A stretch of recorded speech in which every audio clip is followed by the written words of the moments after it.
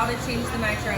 This time, I'm not gonna get Arnold Palmer exploded on me, I don't think. Okay, so anytime that you are adding Arnold Palmer or nitro into a keg, it is of utmost importance that you turn off the nitrogen before you put anything in there. Otherwise, when you depressurize the nitrogen tank, it's just gonna refill and we're gonna waste a bunch of nitrogen. So the way that you do that, come back here.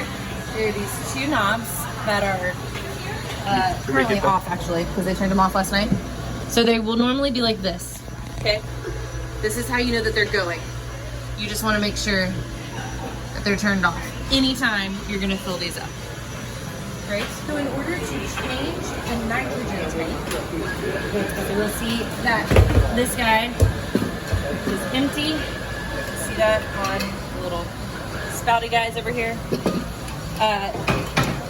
This is reverse threaded. So this is the wrench that we used to get off, but it is lefty tighty, righty loosey. It is reverse threaded.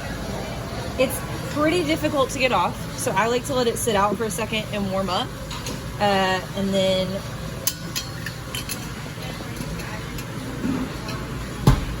lefty tighty, righty loosey, right?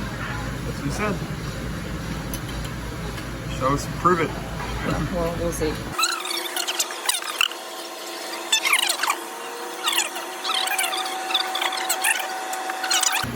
I'm weak, but it's whenever the spout is facing you, we're going right. So it takes a little bit of effort, but once you get it going, it's really easy. And then you're going to unhook it. Like so, like that.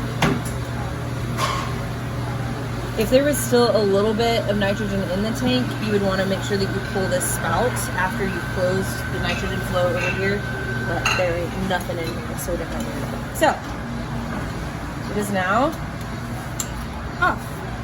Full nitrogen tank.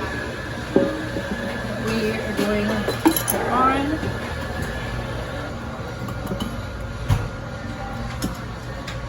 You're going to tighten it first with just your fingers until it gives resistance and you can't tighten anymore.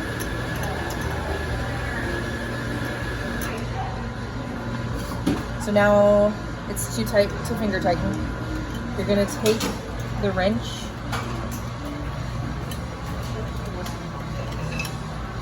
and only do like a quarter turn.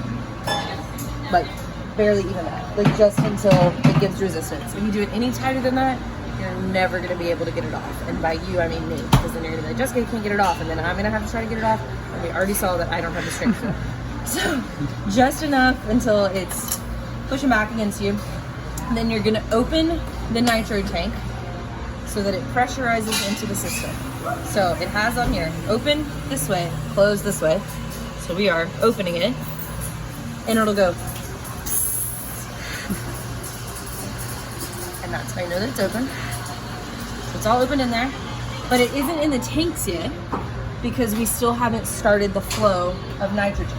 That's why you really want to make sure that this is closed, because if that had been open and these hadn't been sealed or something, then we're just losing nitrogen. So you can see on the tank that it's already pressurized. The numbers have come up. So it's up. I'm gonna set this back in. Now I'm going to restart the flow to the two tanks. So this is the one that's going to our Arnold Palmer tank. Hear it make a noise. This one's going to the nitro tank. It's making a noise. It is now filling the tanks up with nitrogen. Set a timer for like 5 minutes on your watch or whatever, and come back and check to make sure that it's not still making this noise after 5 minutes. Because if so, something's not sealed and it's just spewing nitrogen out. But it will stop making this noise once the tanks are filled. That is how you change a nitrogen tank. As a reminder, anytime you are refilling the kegs, before you pull the tab to diffuse the nitrogen, so that's this tab, I'm not going to do it right now because it's filling. You pull this up before you take off the lid. You want to make sure that these are perpendicular. You're cutting off the flow of the nitrogen.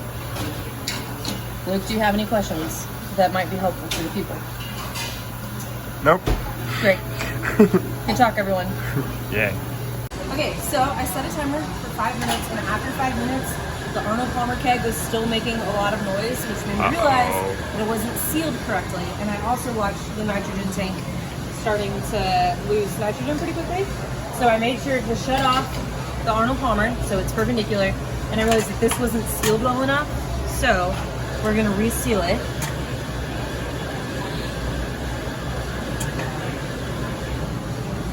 Make sure that there's no like big gaps inside of that.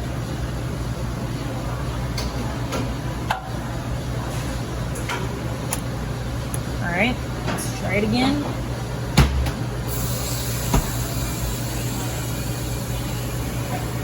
Already making significantly less noise than it was the first time. So if that's happening, so like when I started, this was like way up here at 1500, which kind of sucks because that means we went through it pretty fast. But set a timer and make sure you're listening to it, because otherwise we're just draining stuff.